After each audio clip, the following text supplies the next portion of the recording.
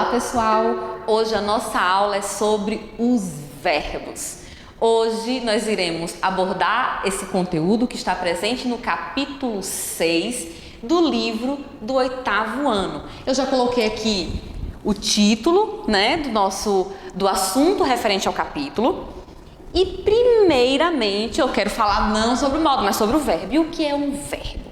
O verbo é a palavra que indica ação, indica estado, mudança de estado ou fenômeno da natureza. É basicamente o que a gente pode falar sobre o verbo, ok? Aqui no capítulo, vocês têm um quadro aqui na página 13 falando sobre as flexões do verbo. Então, por exemplo, o verbo ele tem a flexão de pessoa, primeira pessoa do discurso, eu, segunda pessoa do discurso, tu.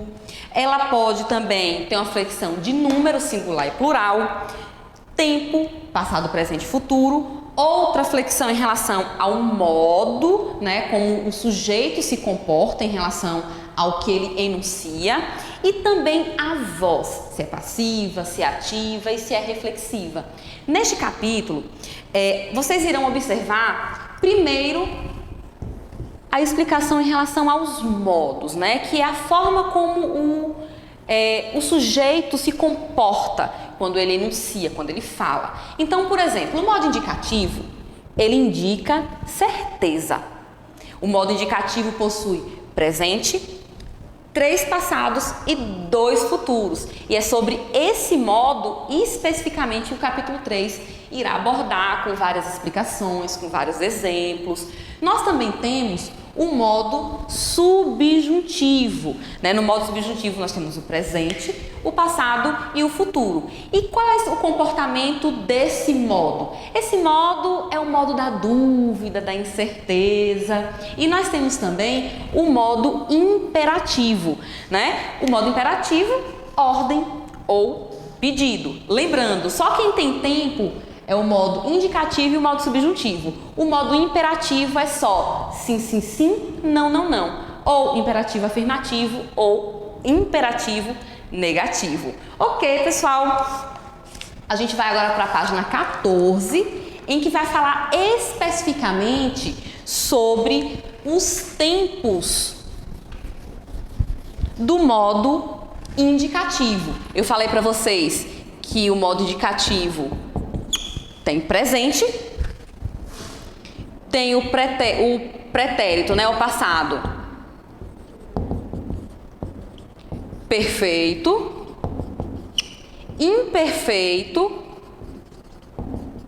e mais que perfeito.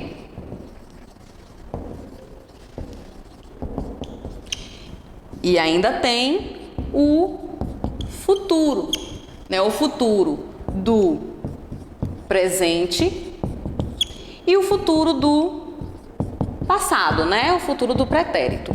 Meu Deus, que tanto tempo é esse, professora? É o modo indicativo que indica certeza, tem muita coisa para falar. Olha só, então aqui vocês têm o presente, que é um fato que ocorreu no momento em que se fala.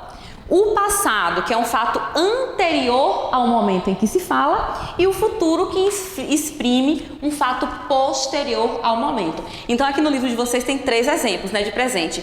O Major Vidigal manda na vila. Um de passado, o Major Vidigal mandou na vila durante um bom tempo, olha. E o futuro, no próximo domingo, o Major Vidigal se casará com Maria Regalada. Então, olha só o futuro, em relação àquele momento em que se fala. Quando a gente fala de presente do modo indicativo, indica o seguinte, olha só, o presente é único, indivisível, além de expressar uma ação que acontece no momento em que se fala, pode expressar também falas ou estados permanentes. Por exemplo, a loja abre às 8 horas.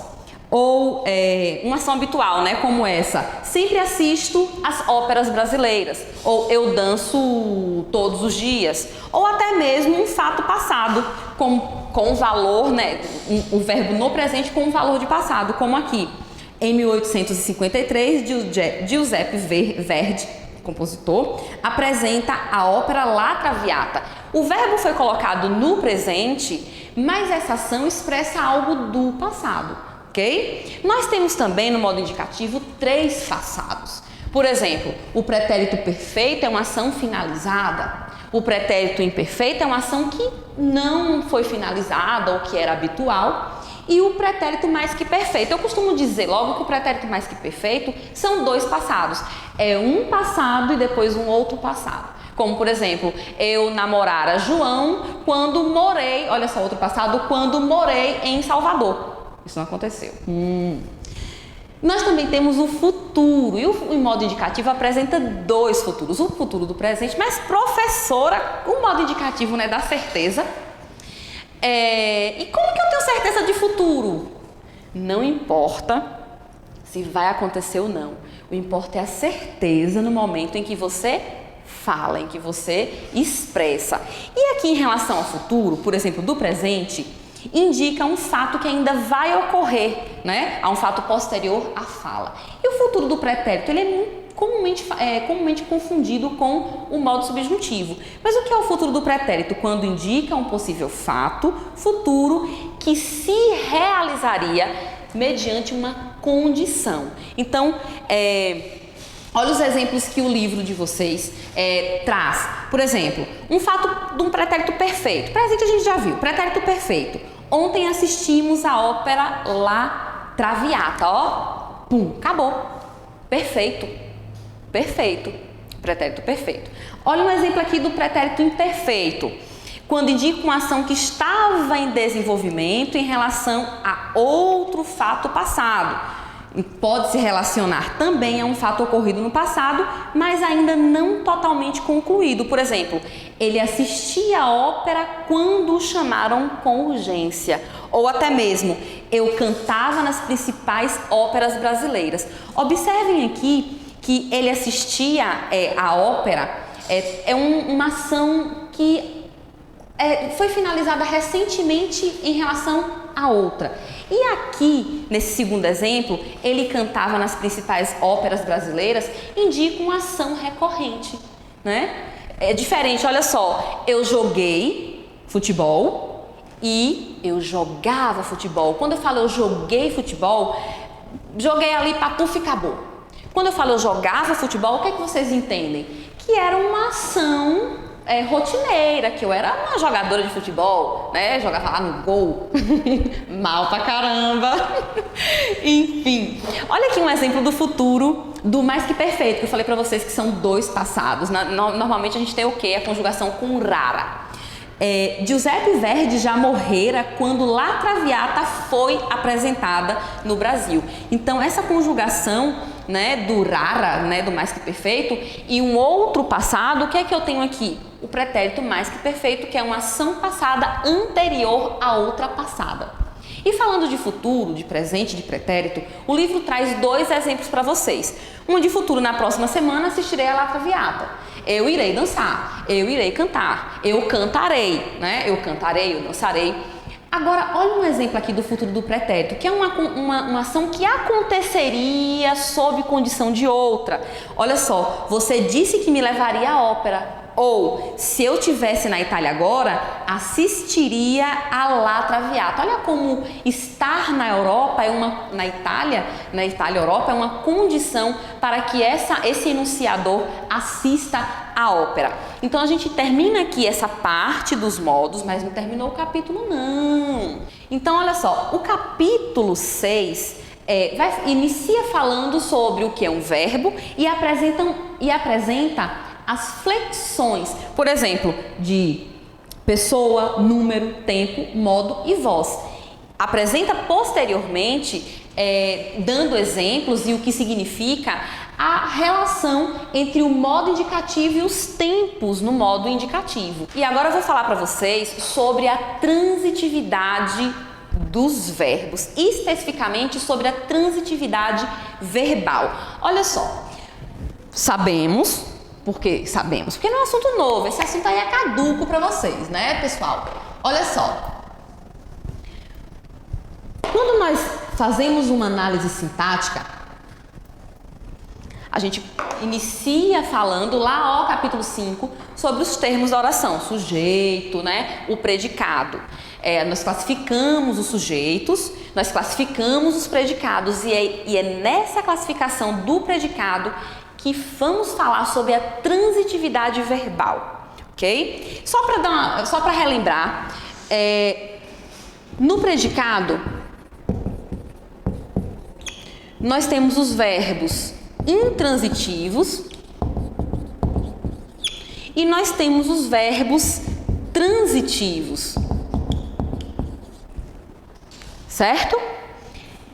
Dentro do predicado verbal, porque no predicado nós temos o predicado verbal, predicado nominal e o predicado verbo nominal. Dentro do predicado verbal, nós temos os verbos intransitivos e os verbos transitivos.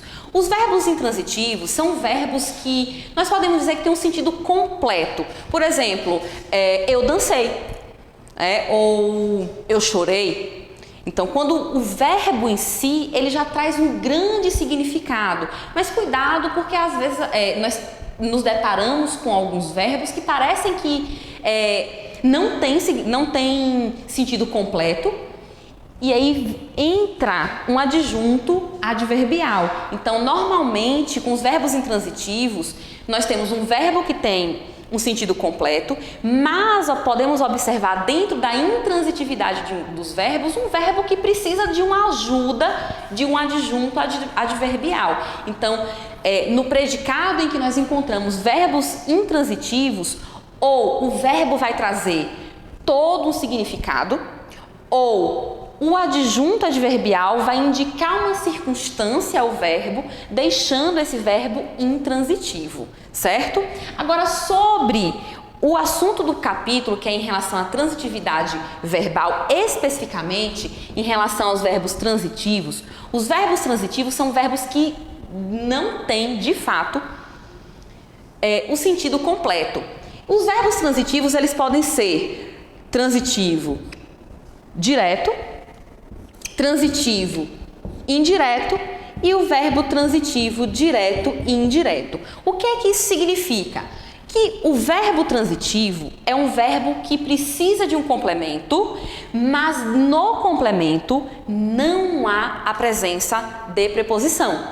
Já o verbo intransitivo é um verbo que precisa de complemento e dentro do complemento desse verbo, vocês irão observar a presença de uma preposição.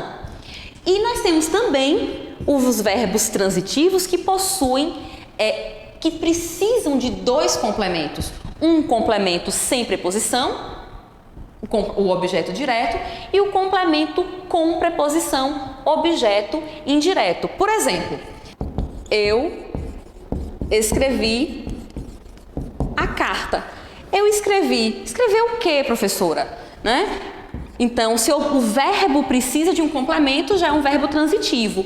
E qual é o complemento desse verbo? A carta. Tem preposição? Não. Aqui nós só temos um artigo. Então, aqui é um verbo transitivo direto, porque dentro do meu complemento, eu não tenho preposição. E como não tenho preposição, aqui nós vamos ter um objeto direto. O verbo intransitivo, por exemplo, eu assisti. O quê? Ao que, na verdade, assistiu ao que? Eu assisti, vou colocar aqui no feminino para ter crase logo. Eu assisti a novela. Então, quando eu falo eu assisti, você precisa de algo, né, para entender o que eu estou falando. Então, aqui é um verbo transitivo. Agora, observem o complemento desse verbo, né, a novela.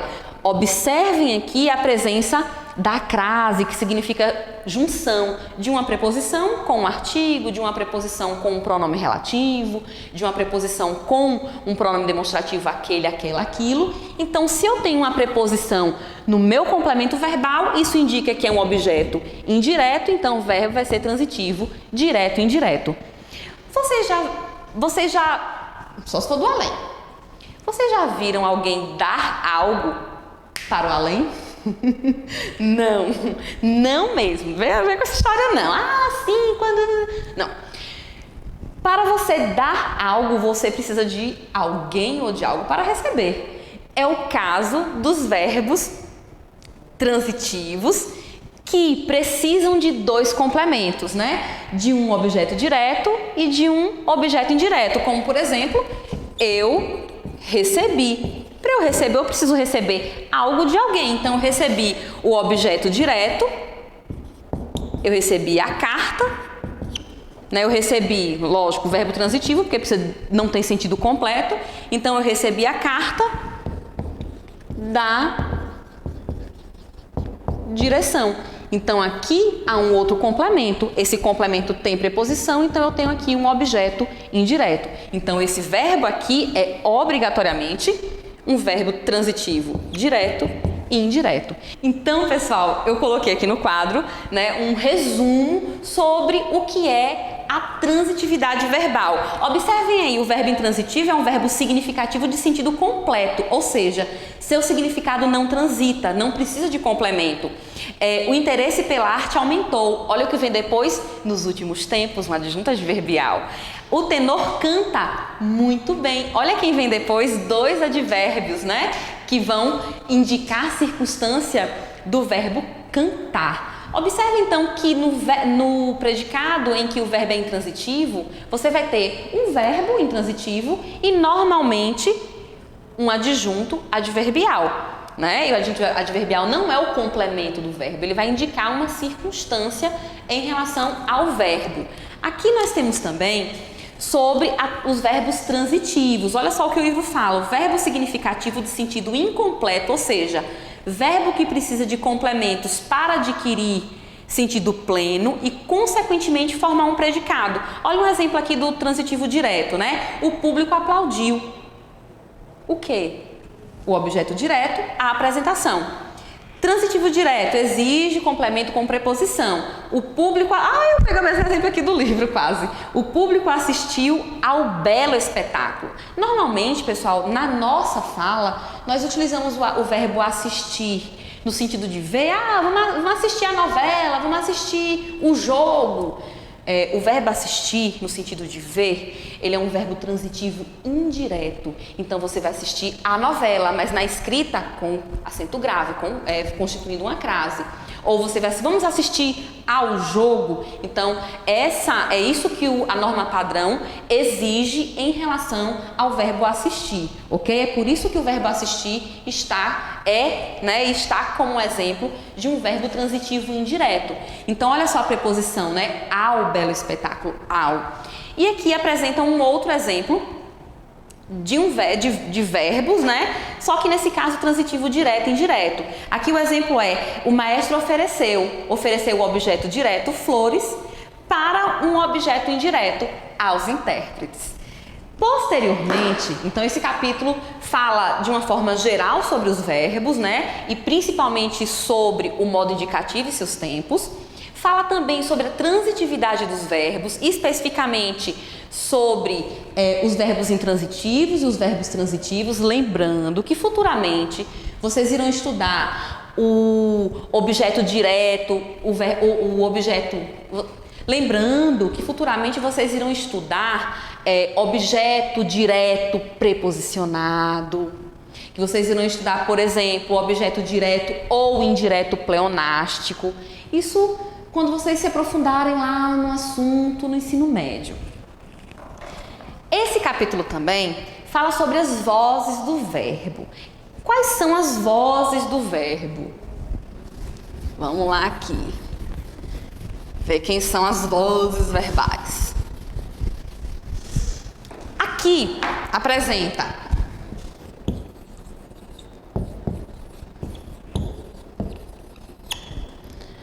a voz ativa, a voz passiva e a voz reflexiva. Dentro da reflexiva ainda tem a reflexiva recíproca. Olha só, voz verbal indica o processo de relação estabelecida entre o verbo e o sujeito. Então, quando nós temos, por exemplo, uma voz ativa, é o sujeito que pratica a ação. Né? Aqui, Paula trabalha. Ok? Então aqui eu tenho um sujeito ativo, um sujeito que executa a ação. Outra voz do verbo é a voz passiva. Na voz passiva, nós temos dois casos. A voz passiva analítica e a voz passiva sintética. Na voz passiva analítica, vocês irão encontrar a presença de uma locução verbal e um agente da passiva. Então, olha só, por exemplo, a bolsa foi roubada pelo ladrão, né? Lógico, é óbvio. Olha só a locução verbal.